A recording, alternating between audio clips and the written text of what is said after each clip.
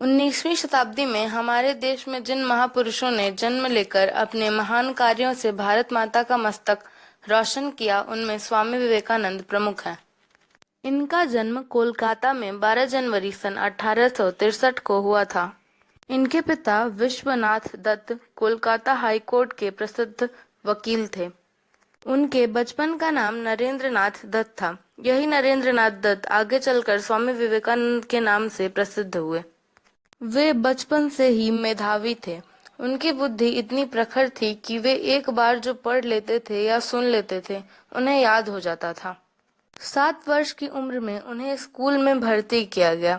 पहले वे अंग्रेजी को विदेशी भाषा मानकर नहीं पढ़ना चाहते थे, किंतु जब पढ़ने लगे तो उन्होंने शीघ्र ही इस विदेशी भाषा पर पूर्ण अधिकार प्राप्त कर लिया। उनकी स्मृति इतनी तेज थी कि परीक्षा के केवल 24 घंटे पहले ज्यामिति के चारों खंड पढ़कर इस प्रश्न पत्र में उन्होंने प्रथम श्रेणी के अंक प्राप्त किए। दिन दुखियों के प्रति नरेंद्र नाथ को बचपन से ही विशेष प्रेम था। गरीबों की स्थिति से वे दुखी हो जाते थे और उन्हें अपना वस्त्र तक उतार कर दे देते थे। एक बार वे ध्यान लगाकर बैठे थे। संयोग से वहां एक काला सांप आ गया। लड़के सांप सांप चिल्लाकर दूर भाग गए और सांप अपना फन ऊंचा उठाए बैठा रहा और थोड़ी देर बाद वह फन नीचे करके चला गया। ध्यान खत्म होने पर सारी बात सुनकर वह बोले, मुझे कुछ भी पता नहीं चला। इस प्रकार वे बचपन से ही ध्यान मग्न हो जाते थे। उस समय दक्षिणेश्वर में एक महान संत थे, स्वामी रामकृष्ण देव।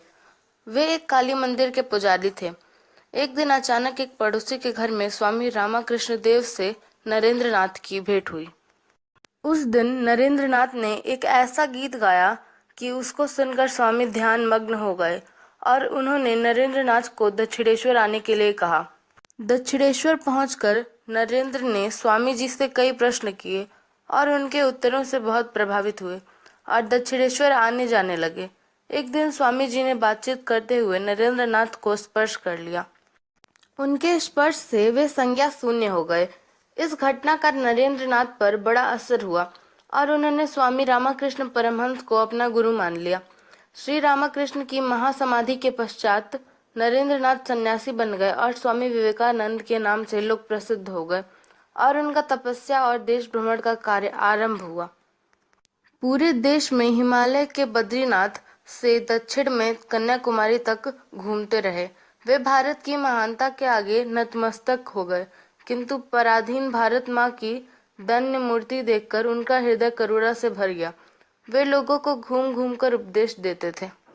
उनकी वाणी में सम्मोहन था। बड़े बड़े राजा इनके शिष्य बनने लगे।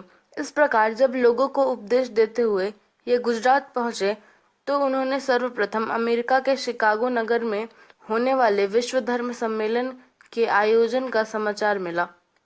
इसमें सम्मिलित होने के लिए वे 31 मई सन 1893 को जहाज से अमेरिका चले गए और 11 सितंबर 1893 को शिकागो में विश्व का पहला सर्वधर्म सम्मेलन प्रारंभ हुआ। सभा भवन में संसार के सभी धर्मों के प्रतिनिधि आए थे। जब स्वामी जी की बारी आई तो अपने मन में सरस्वती जी को प्रणाम करके अन्य वक्ताओं की भांति श्रोताओं को संबोधित कर उन्होंने आरंभ किया। मेरे अमेरिका वासी बहनों और भाइयों। इतना सुनकर सभा स्थल तालियों से गूंज उठा। श्रोता आत्म विभोर हो गए। सभा के शांत होने पर उन्होंने कहा, जो धर्म अनादिकाल से सब मतों को समान रूप में ग्रहण करने की शिक्षा देता है, मैं उसी धर्म का प्रतिनिधि हूँ। मानव धर्म एक है, मानव जाति एक है। इस सम्मेलन के पश्चात स्वामी विवेकानंद और लोकप्रिय हो गए। वे 2-3 वर्ष अमेरिका में रहे और वहां पर न्यूयॉर्क वेदांत सोसाइटी की स्थापना की। स्वामी जी इतने दिन विदेश में रहे, किंतु वे अपनी मातृभूमि को एक क्षण के लिए भी नहीं भूले। अमेरिका से उन्होंने एक पत्र में लिखा था, हमें आगामी 50 वर्षों तक सभी देवताओं को अपने मन से निकालकर बाहर करना होगा। हमारा एकमात्र जागृत देवता होगा हमारा देश। इस विराट की पूजा ही हमारी पूजा होगी। लगभग 4 वर्ष बाद वे भारत लौटे तो अपने देशवासियों की सेवा के लिए तथा स्वामी रामकृष्ण देव के विचारों को फैलाने हेतु उन्होंने सन 1897 में रामकृष्ण मिशन की स्थापना की। इसके साथ ही मानो उनके जीवन का मिशन भी पूरा हुआ। इस प्रकार युवा हृदय सम्राट स्वामी विवेकानंद माँ भारती के तेजस्वी पुत्र, आधुनिक भारत के निर्माता, देशभक्त, संत और अंतर्राष्ट्रीय धर्म गुरु थे।